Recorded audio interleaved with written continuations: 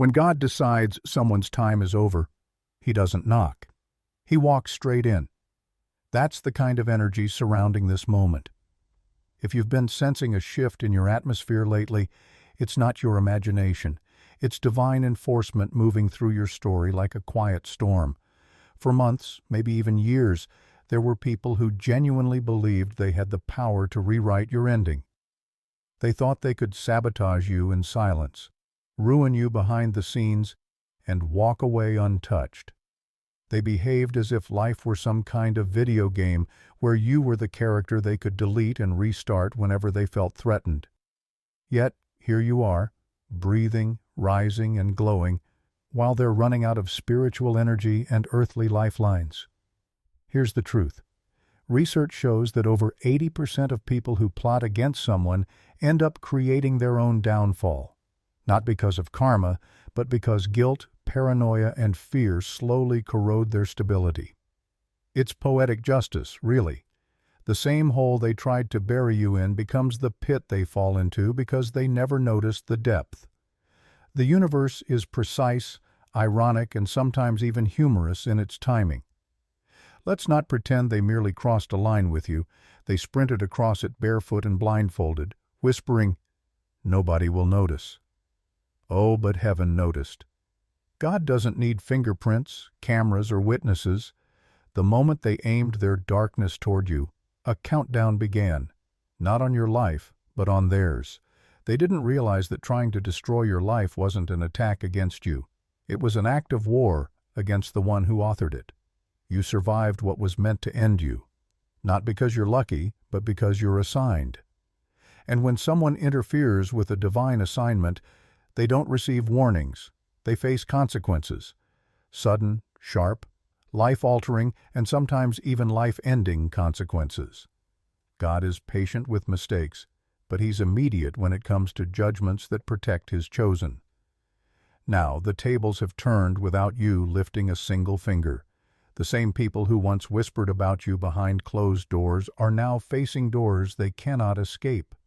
Iron ones. They couldn't take your life, but God can take theirs without raising His voice. Buckle up. This story isn't just turning, it's flipping. And the plot twist? They never saw it coming. The first truth is this. They never understood that trying to destroy you was a legal contract with built-in consequences written by the universe itself. People often assume that wicked intentions disappear if no one sees or hears them. They believe harm only counts if there's evidence or a witness. But the universe doesn't operate on human logic. Spiritual law doesn't wait for proof. It reacts to intention the moment it's formed.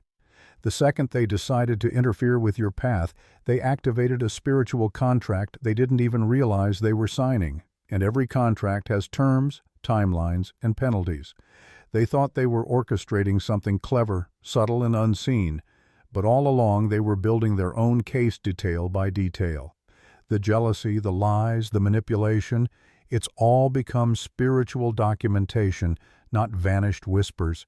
It's the material that will now be used against them. They weren't plotting your downfall, they were assembling their own judgment file. The universe is neutral but profoundly fair. It doesn't take sides, but it does take records. Every intention carries weight, and dark intentions are the heaviest of all. When they targeted you, something shifted in the system. A countdown began, not on your destiny, but on the results of their actions, because they violated a law they never understood.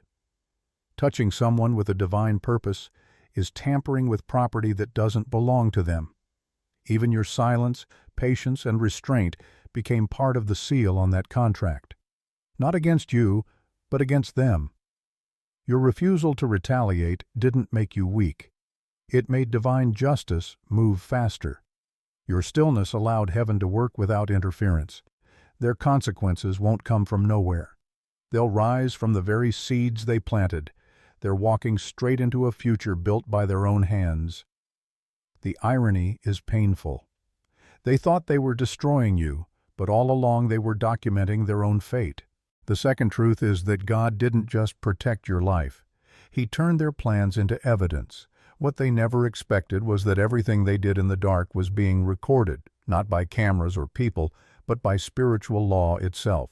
They thought their schemes were invisible because no one around you knew the details. They assumed that smiling in your face while stabbing you in their thoughts wouldn't count. But with God, intention is evidence. Action is evidence. Even desire is evidence. Nothing was wasted, and nothing went unnoticed. What they used to break you has become the very thing that will expose them. Their gossip, their jealousy, their lies. It's all been stacking up like a file they unknowingly filled themselves. They thought they were burying proof, but they were creating it. They weren't plotting against you. They were writing the story of their own fall. God didn't rush to stop them. He let them act freely, believing they were untouchable so that every layer of their darkness could reveal itself fully. Not for your destruction, but for their accountability. They walked willingly into their own trap, convinced they were outsmarting you while God was quietly collecting receipts. The evidence isn't just what they did, it's how they reacted when they saw you still standing. Instead of remorse, they doubled down. Instead of retreating, they pushed harder. Their obsession became part of the documentation. And now the very things they hoped would ruin you are the ones being used to judge them. Their actions have become irrefutable proof of who they truly are, and heaven doesn't need a courtroom to deliver justice.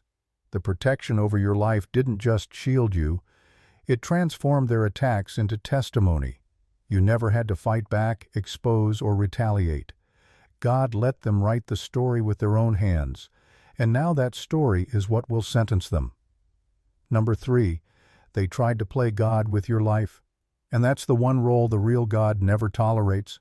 Some people genuinely believe they have the authority to control another person's destiny, as if they can decide who rises, who falls, who lives, and who doesn't.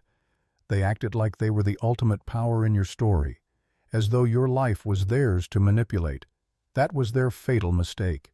There's one position no human can ever assume without triggering immediate and severe consequences: the role of God.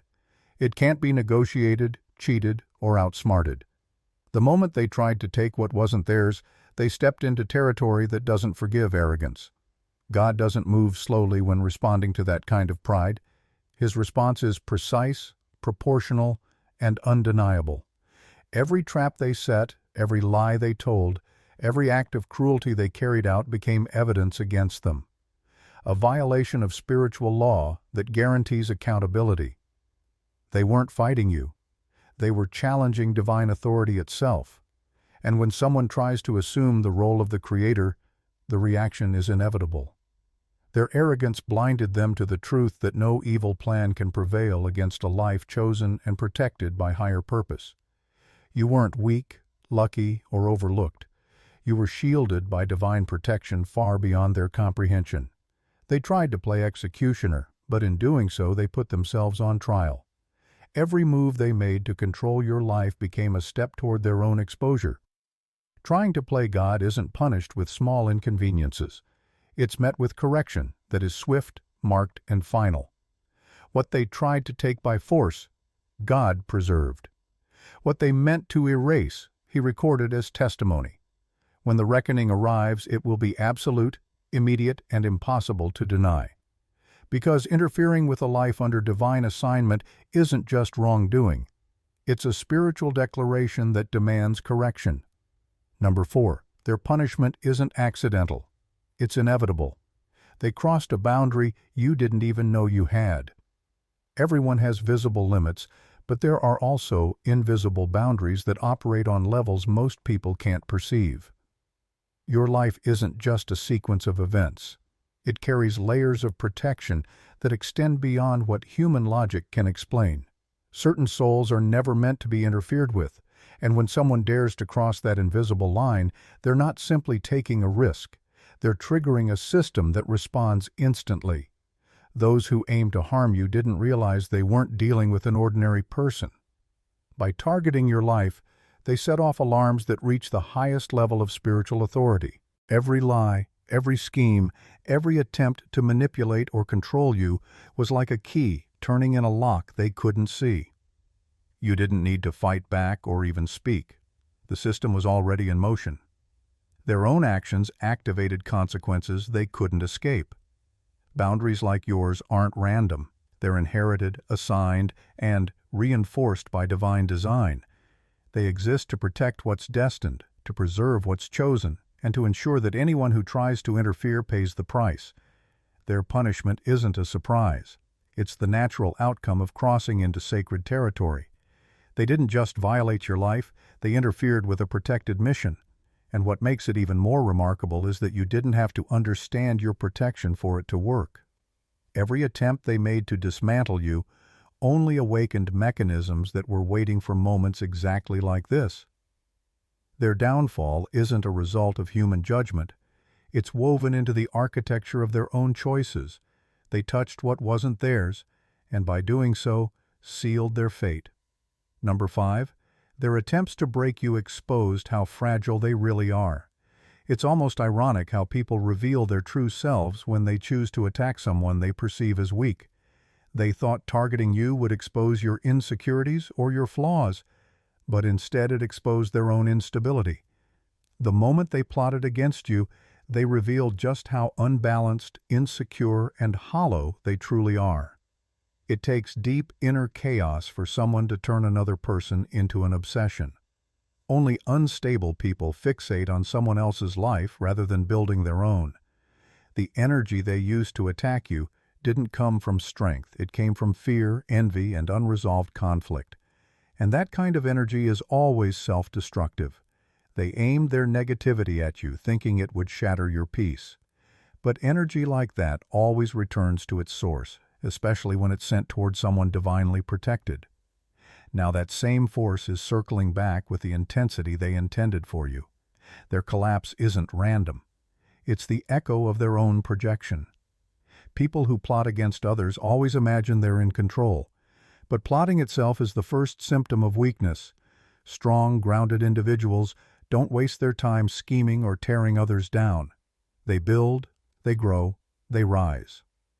The moment someone turns to deceit, manipulation, or spiritual attacks, they've already confessed their failure. Their obsession with you was never about you. It was a mirror of their own emptiness. They couldn't elevate themselves, so they tried to pull you down. But instead of your downfall, it's their mask that's cracking. You didn't break, they did. The very energy they released has returned home. And now it's dismantling the illusions they built to hide their instability. Their exposure isn't just beginning. It's already underway, and there's no stopping it. Number 6, they failed to destroy you because you were never the one on trial. They were. One of the greatest misconceptions people have during seasons of attack is believing that the pain is proof something is wrong with them. You probably questioned why so much pressure came your way, why certain people chose you as their target, why it felt like you were constantly being pushed beyond your limits. But the truth is sharper and far more revealing.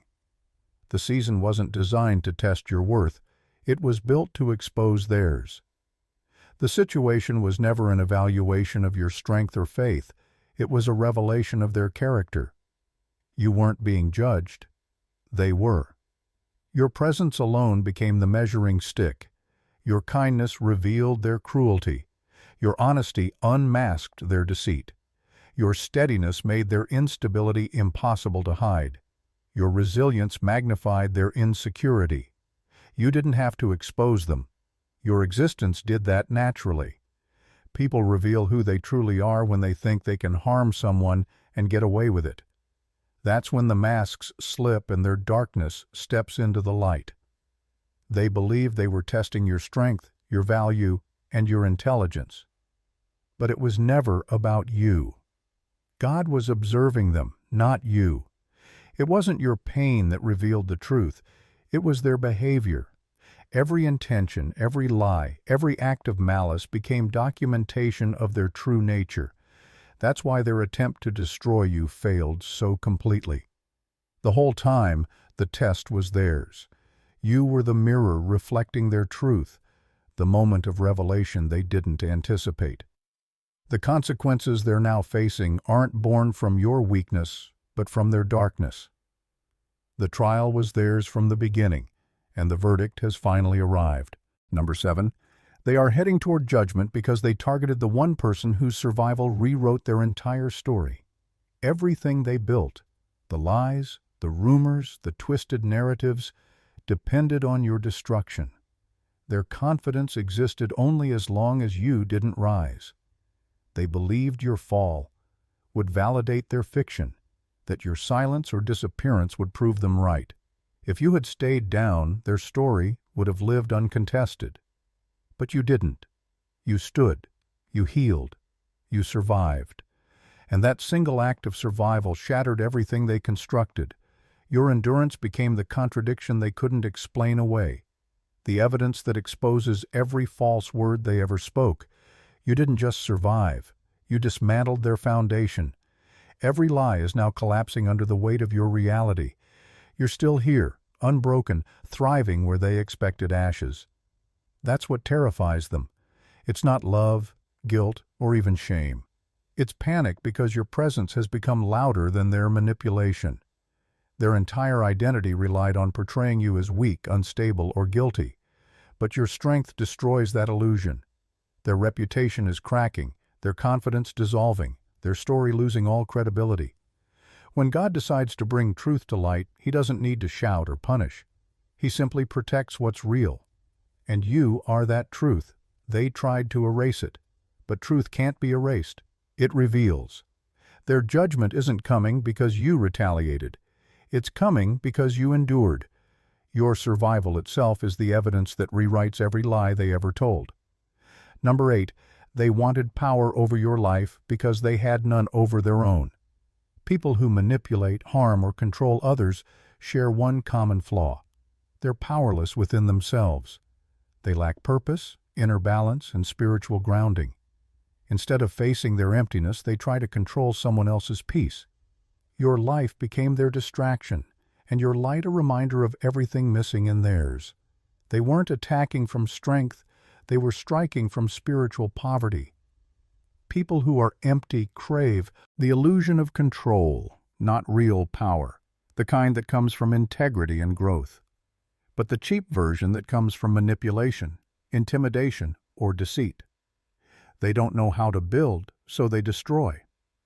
They can't elevate themselves, so they sabotage others. Darkness is the only resource they can trade in. Jealousy became their motivation, obsession their method, and destruction their comfort.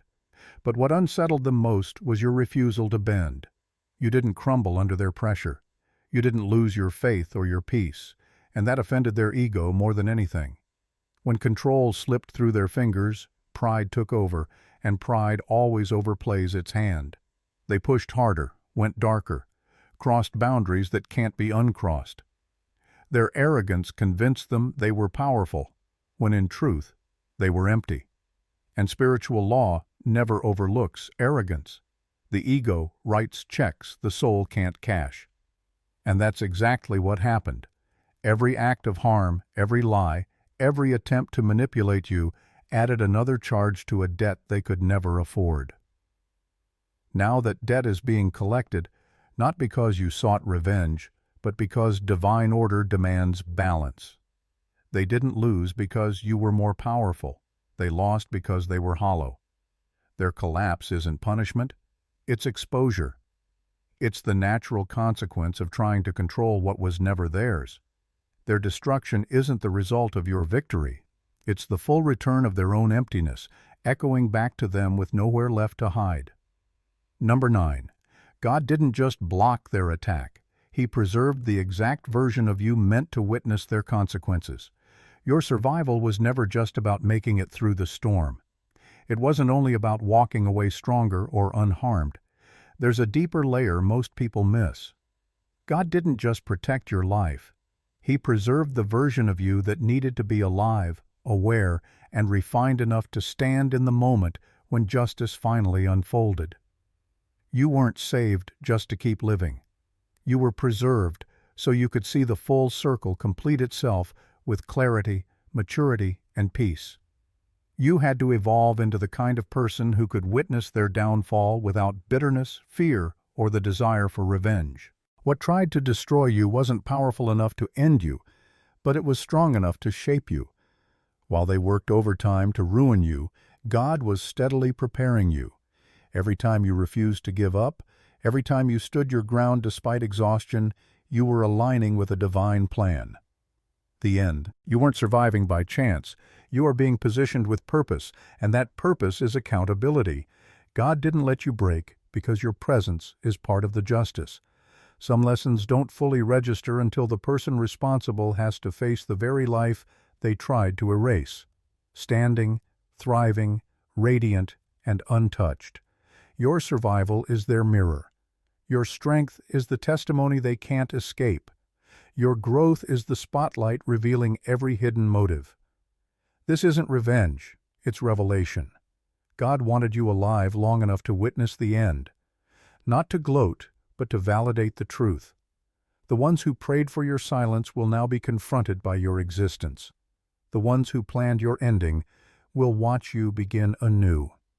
You didn't just survive their attacks, you outlived their intentions. And now, as consequences begin to surface, you won't hear about it through whispers. You'll see it from a position of peace, healed, and fully aware that your endurance was never random. It was part of the divine sentencing. Number 10. Their downfall will be public because their intentions were private. There's a dangerous confidence that grows in people who believe their secrets are safe. They whisper lies behind closed doors, plot in silence, and convince themselves that the shadows will keep them hidden. They thought secrecy was their shield, that what's unseen can't be punished.